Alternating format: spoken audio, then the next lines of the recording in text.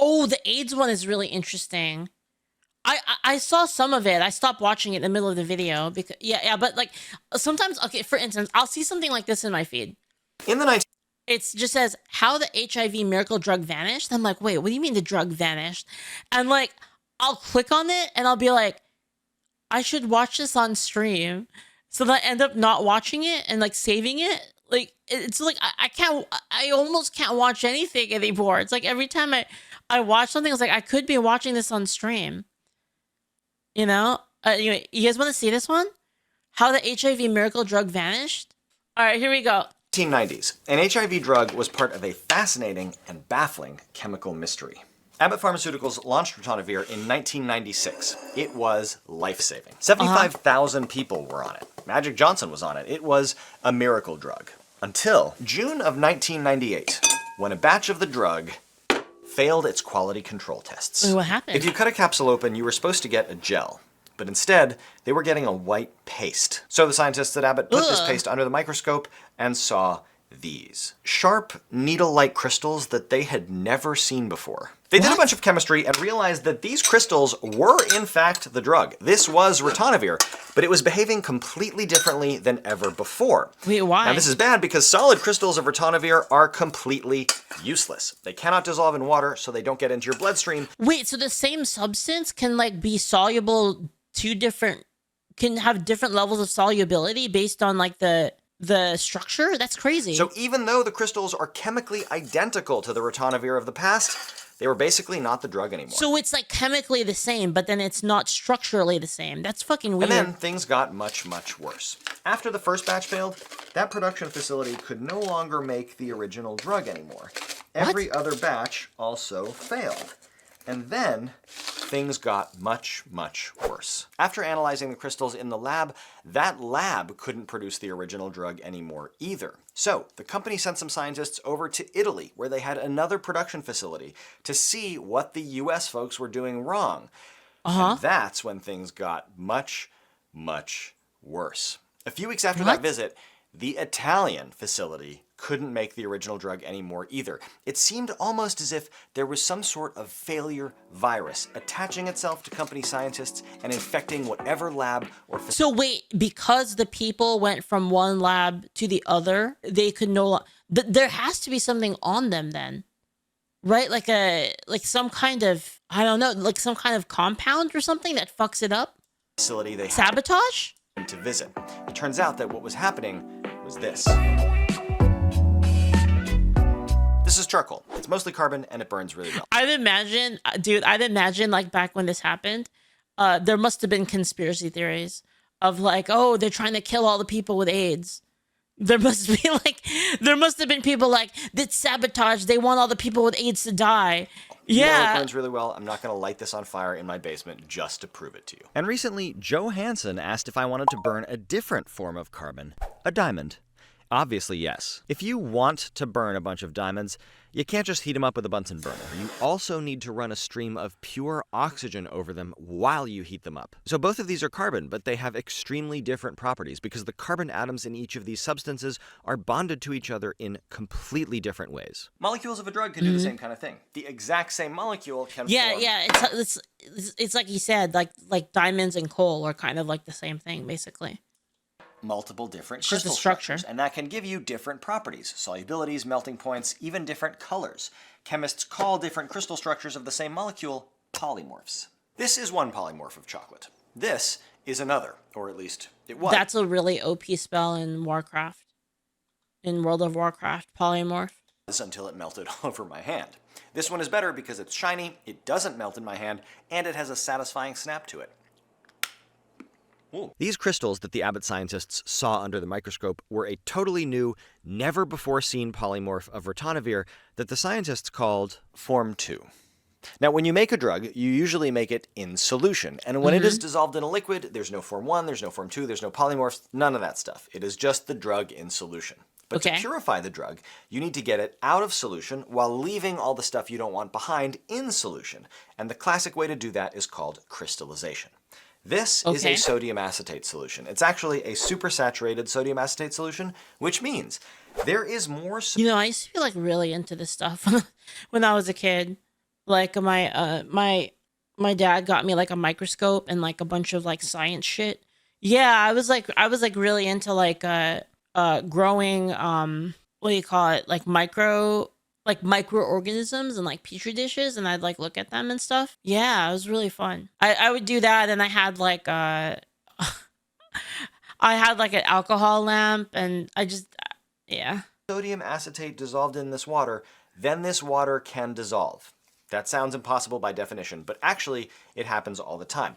What I did to make this was I heated up the water, which increases the amount of sodium acetate that it can dissolve. Then I dissolved that larger amount And then I got into MMOs, and it was over. of sodium acetate in the water. Why would I do this? Why would I look at Paramecia when I could be playing Ragnarok online? And then I let it cool to room temperature so that I can do this again. Now, you've seen this before, but what you're looking at here is crystallization. Altair says at least you didn't get into EVE Online. I hate to break it to you, but I played a lot of that game. When you add a seed crystal, you are giving the molecules in solution a surface that is already in its crystal form that they can snap to. And as more and more of them snap to it, that surface grows and grows and grows until everything that can come out of solution has. The seed crystal that you add is a specific polymorph, and molecules come out of solution by snapping to that specific polymorph. So in theory, you should get back whatever you add.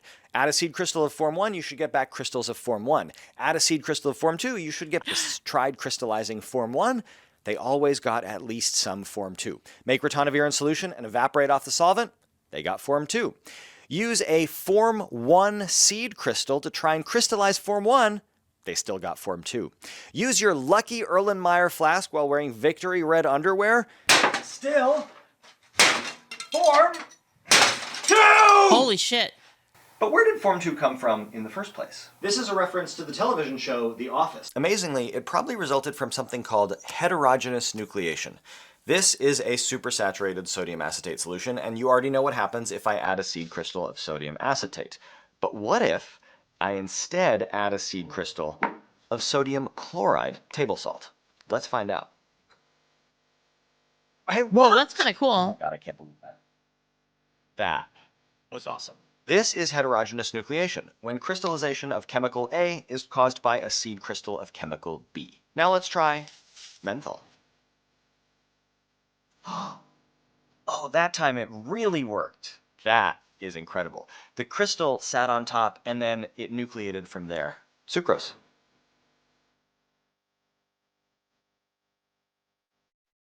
Science is crazy. Wow, look at that. Nothing. This chemical is a degradation product of ritonavir, and when the Abbott scientists added it to a supersaturated solution of ritonavir, they got Form 2. That was a drum roll. So the first crystal of Form 2 was seeded by this chemical, and then the Abbott scientists brought it back into their analysis lab. What happened next?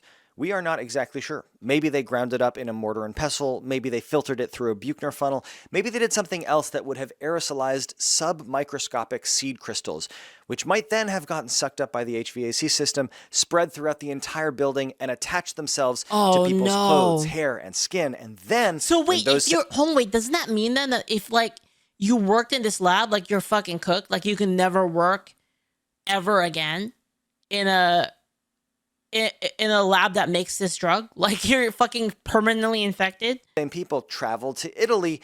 Maybe those seed crystals fell off into the production lines, and that's what caused the... So it's like, just like a little bit of it, like being on your skin or in your hair, it can fuck everything. Italy plant to fail. And at that point, Abbott was stuck with Form 2, because it turns out that Form 2 is actually more stable than Form 1. But if that's the case, why didn't Form 2 come out of solution first? Like, why didn't the original synthesis of ritonavir produce the more stable Form 2? Well, a German chemist asked this very same question around the turn of the 20th century. Wilhelm Ostwald noticed this weird trend that the least stable polymorph would crystallize out of solution first. Energy diagram. Ritonavir in solution, two different polymorphs. Oh, because it requires a higher energy state to become Form 2. That's why. Form 2. These little humps right here, this is the activation energy. It's the energy you need to spend to get from ritonavir in solution to either polymorph. And as you can see, the activation energy here is lower, so it's way more accessible to get to form 1. And the reason for that is because form 1 is closer in energy to the ritonavir in solution. That is Ostwald's rule. Now here's the thing. The activation energy over here is way higher, so you could go months, years even, never getting to form 2, even though it's more stable than form 1, because the... So that's why, like, once it's form 2, it's fucking over. Like, it's just stuck at form 2. Activation energy is so high. But, a seed crystal dramatically lowers the activation energy. Giga rip. It's way lower than form 1, so you're going to go all the way down to here. Form 2, it's the more stable form, and you are stuck with this. Once form 2 is there, it's... Dude, that's so interesting. Isn't that crazy how, like, one person just, like, contaminated the batch and it was fucking over? Like, they literally could not go back. There. It's ready to seed any solution. So wait, does this drug not exist anymore because of this? Of ritonavir. This is not the first time that one polymorph has completely replaced another. It has happened before. In one case, scientists prepared a polymorph of a compound called benzocaine picrate. They then prepared a second polymorph by heating up the first one. After they'd prepared the second polymorph, they could no longer prepare the first one. So they cleaned the entire lab thoroughly, destroyed all samples of the second polymorph, waited about 10 days, and then tried again. And it worked. In another case, scientists were working with a polymorph of N4-methylbenzylidine 4-methylaniline when it disappeared. They happened to be switching to a new lab a few miles away, so they hired a new student by phone, prohibited her from ever coming to their old lab or meeting anyone who had worked in their old lab, told her to buy... Oh my god. Like, yeah, you need to never talk to these people all again. new glassware and try and make the old polymorph in the new lab. That's crazy. She successfully did. In my favorite case, scientists actually sprinkled some powder of a new polymorph onto an old one and then watched as the old one transformed into the new one within minutes. Imagine sprinkling some diamond dust on some graphite and then the graphite slowly turns to diamonds. That is how crazy that is. Now, these were small, isolated incidents, but ritonavir was a big deal, especially to the 75,000 people who were on it. Could have easily been life or death for them. Now, luckily, Abbott had a liquid formulation, but that tasted terrible. So after a lot of work, Abbott finally was able to make an amorphous version of ritonavir, which is still on the market today. It's actually used as a booster for other antivirals. For example, it's in Paxlovid.